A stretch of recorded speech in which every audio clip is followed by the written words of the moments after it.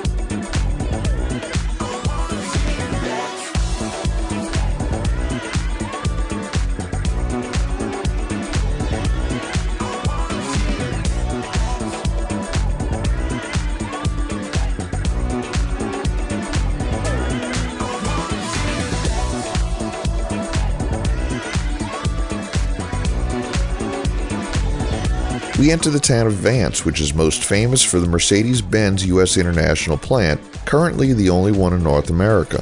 The town lies in both Tuscaloosa County and in Bibb County, and in turn is partially in both the Tuscaloosa and Birmingham metropolitan statistical areas. Production at the Mercedes-Benz manufacturing facility commenced in 1997 on a 1,000-acre plot of land donated by the state of Alabama as part of the state's effort to secure the contract with Mercedes. The plant boasts multiple test tracks, both on-road and off-road, and also features the Mercedes-Benz Visitor Center, which showcases the automaker's history through a rotating collection of cars. Notably, the collection housed a Formula One car originally driven by Michael Schumacher. Visitors can reserve a spot on plant tours, which cost $5 per person, while admission to the Visitor Center is free of charge.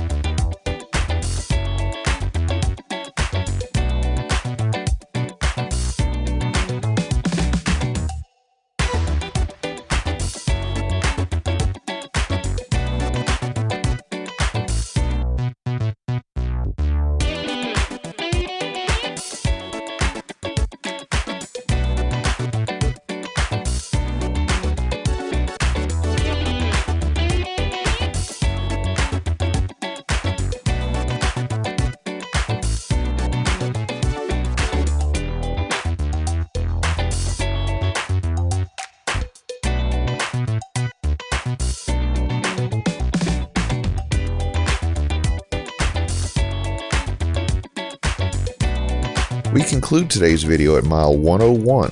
Thanks for watching. We've enabled channel memberships, so for just $1 a month, you too can help support our channel. Click the link in the description to join. If you like this video, please give us a thumbs up, post a comment, subscribe, share and follow us on social media, and join us for our next 504 road trip.